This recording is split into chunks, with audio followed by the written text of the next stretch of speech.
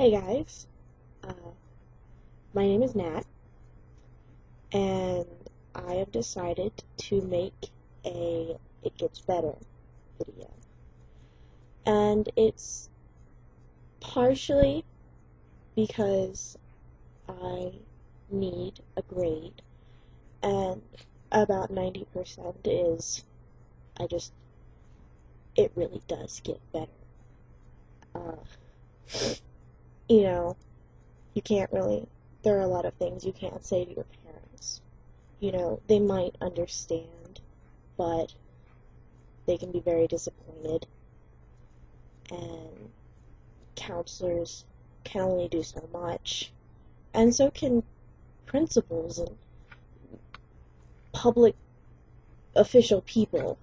So really, in the end, you have yourself to rely on, and you have the love and the acceptance of others.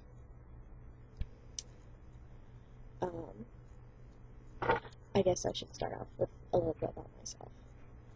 Uh, I love penguins. I love my cat. He's sleeping on my bed, so if this white buzzball appears, don't panic. And last February, I actually I'll go back further.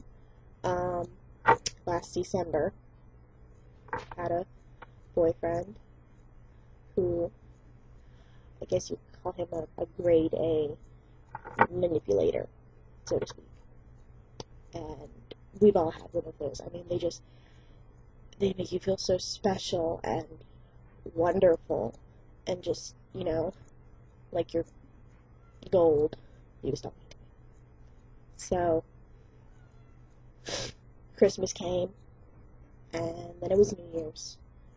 And shortly after a little Christmas break ended, got back to school, and everything kind of started going downhill really, really, really, really, really fast. So maybe a couple weeks before February, he broke up with me by a text message, and I was just devastated. We've been together for maybe 7 months. Don't come up here. No, no. And I let myself believe that he was the one for me, and obviously he wasn't. And so to every girl out there who thinks she's found the one, don't fall into that. Some of you are really lucky. My grandparents, before my grandmother died a couple years ago, they had never dated anyone, never liked anyone, and then they met each other in like 7th or 8th grade, and they were just together. And she died in a car accident after maybe 70 years of being married. But that's really rare. And so don't let yourself fall into this with someone who, has everything and can leave you with nothing. So he dumped me, and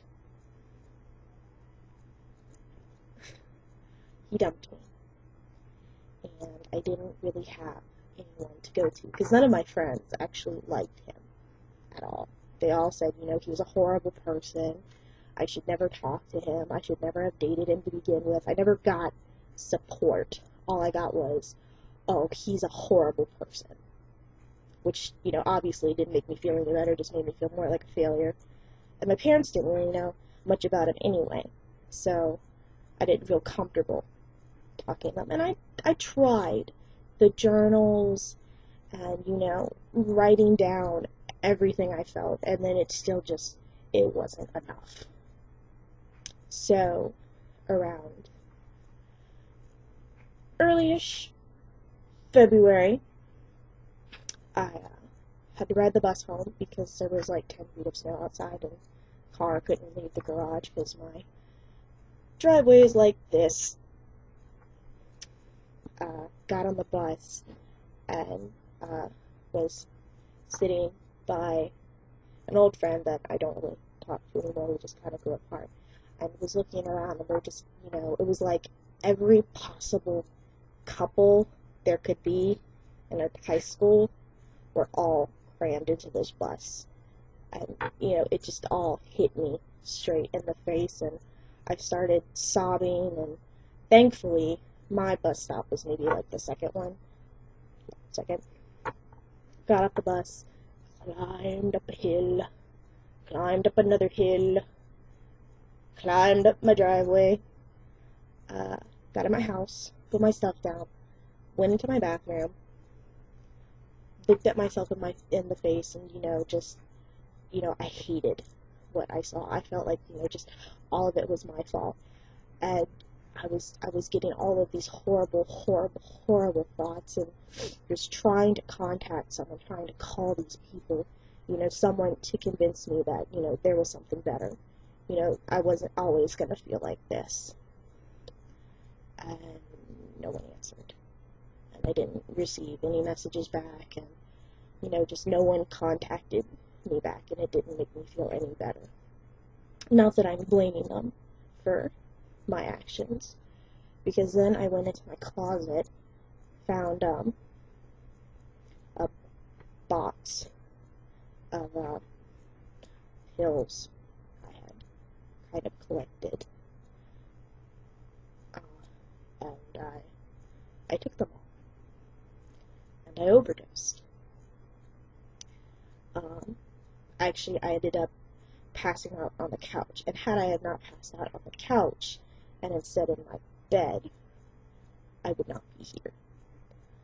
Because out of like the 60-ish pills, like 10 of them were these itty bitty little blue pills, and they were like for a heart problem, to make like something like if you have a small heart, it helps your heart beat faster to work like a normal heart. I don't have a tiny heart, so got to the hospital, and most of it was actually already in my system by then. They pumped my stomach, got some of it out, gave me this charcoal mix, got the rest of that out. I was, just delirious. I don't even remember most of it. And then for like 19 hours, my heart rate was about 165 for 18 or 19 hours. And they had no idea what to do, and then finally they figured it out, because my dad has the heart problem, which is why he had these tiny blue pills that I stole. I was in the hospital for 2-3 days, kind of detoxing, I guess. It was very strange. And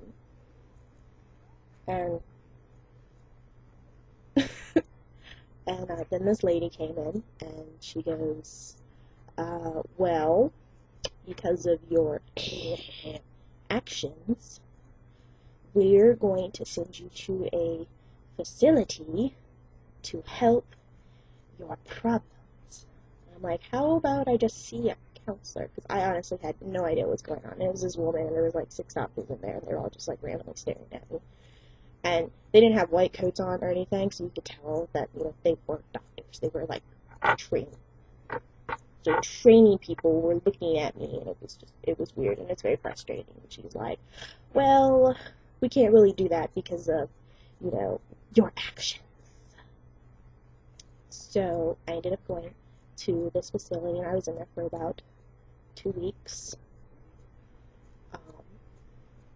And they didn't really help at all either, which kind of comes to my point where you need to have a strong system of friends and a strong system of yourself to really get through things that other people might not understand, because they just thought I was crazy. I hadn't slept in a few days, so I was seeing dots and things like that. I was just so and so they thought I was crazy, wanted to put me on antipsychotics, and then wanted to put me on depression pills and be like, oh, everything's fine, and it's not. And no, I'm not on, depression pills, antidepressants, or antipsychotics, because I'm not crazy. because I am depressed. I am. I'm depressed that what happened, and I'm upset that my system was not as strong as it was. My system, my worth of myself was not as strong as it should be. And to everyone who's watching this, you should know that that's all you have. That's all you should ever have. And then your family can come in as extra support, and then it will get better. And if journals work, they work, and that's fantastic. And you keep them in a safe place, and it's your escape. And there's no one to judge you. In the facility, we were required to write in journals, and I actually, for a while, I thought it was a wonderful thing, until they took my journal, read through it, and then made comments, which was, just like an absolute blow to the face, because, I talked all about my feelings about this boy, all about my feelings about, school and how things had just gone downhill, which, didn't make anything better, my troubles with sleeping, and the response I got was, don't be so childish to believe that a boy can make everything better. Adults will help you and give you the right medication to fix your life. Yeah. No. That was just, no. So, I came back. My best friend was the only one who actually found out, and anyone who's watching this, has found out. It's not something I'm proud of, but it's something I learned from, and it's something others can take upon, because, yeah, people are like, it'll get better, everything will be okay, but they really haven't faced something similar to what you faced, and that, kind of how the ignorance in their voice, and they don't mean to, they want to help you, but they don't know where you're coming from. I mean, you could take years of schooling, tens of thousands of dollars, to get the best education and be the best psychiatrist in the States or the country. But if you've never really experienced something like you're working with, you're not very useful. So I came back to school. My best friend who did know, she's just like, oh my God, I tried and I called and I called and I called, but it was too late. And then I kept calling and I kept messaging you. And finally your mom answered and she explained everything. And oh my God, I was scared. Blah, blah, blah, blah, blah. That guy found out. Didn't really care. He actually came up to me and he was like, do you really do it? And it's like, yeah. Well, why? Well, I couldn't handle something like that. When you make me feel like I am 100 bars of gold, of 24 karat gold, and then you're like, oh, I don't want you anymore, and you spray me with acid and set me on fire, I don't handle it very well. No one would handle that very well. I bet everyone who's watching this has had a breakup like that, or close, or worse, And all he does is look at me and he goes, I don't know how to deal with that. And that's the last thing I've actually ever said to him, and that was like a year ago. Over a year ago. And I'm still here. I'm still doing okay. And so, you're gonna do okay too. If you really believe in yourself, I make myself look in the mirror every morning and say, I am beautiful. I will always be beautiful. I don't care if I gain 30 pounds. I don't care if you can see all my ribs or I shave my head. I am beautiful. And I will always be. And I hope that you do something like that too.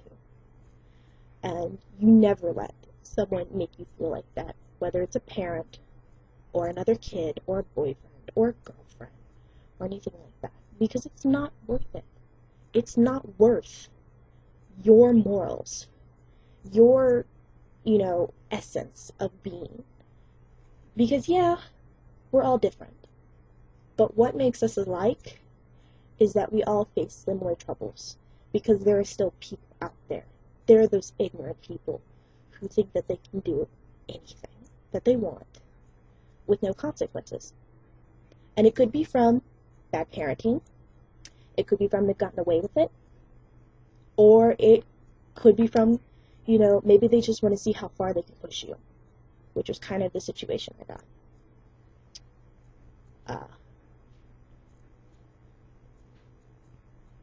So, just make yourself happy. Enjoy something with your friends. And yeah, there's gonna be drama, and someone's gonna bring it up. It's been, a year and couple months since that happened. And I still have people who bring it up. Well, why did he do it? Well, what happened? I still have friends who don't know why I was gone. Actually, say for 2, I think all of them don't know where I went. And, yeah, they'll ask. And you don't have to tell them. You don't have to tell them why. And you don't have to explain yourself. Because if you know what you've done is done, and you've made it through, you've reached that very bottom part. All you can do now is climb up. That's all there's left to do. And, if you're feeling just really horrible, and nothing's helping, and, your friends, there's nothing you can do, and you can't, tell yourself that everything is fine. You can't, hold a pet or take a nap or a bubble bath or something, go out. Don't hide yourself. You're amazing. You're beautiful and wonderful and funny and smart and just perfect. You are. All of you are perfect. So go out and flaunt that. Flaunt your perfection. Flaunt, that new dress, that outfit that you really want to wear, but you're scared what other people will think. Who cares? Who cares? It's you. If you put it on in the store and felt gorgeous in front of that mirror, then why would that change if you're at your house putting on the same outfit to go outside? Why would that change? Because you're still going to be beautiful. I felt horrible, so we went to Dollar General for $1. I bought a penguin bag. $1. And it's just a little penguin with a scarf and a cute little hat because it's like almost Christmas. And and I felt absolutely amazing. It made me feel so much better for $1. I mean, you don't have to go out and spend like $700 on a pair of shoes. Because, that's only going to last so long. Money won't make you happy. Stuff won't make you happy. It's what you get from something you buy. Because every time I'm going to look at this bag, I'm going to remember how bad I felt. And how good I felt after having something that made me feel really good. Having, something that was a part of me. That's in my essence. It's my interest. So, my best friend loves owls. If she feels really bad, she goes and she talks to her birds. Oh my God, she loves birds. She doesn't even have to do anything. She talks to her birds, and she just feels better, and they can talk back to her, which is really cool. Or for her birthday, one of our friends got a little sandbird. It's like feathers like this big and life-looking, but it's fake. And she can just hold that, and everything's fine. If I'm feeling horrible, I put on a hat, and I look at myself in the mirror, and I'm like, I look good. I look really good. And you can do that too. You can always do that. Nothing is ever stopping you.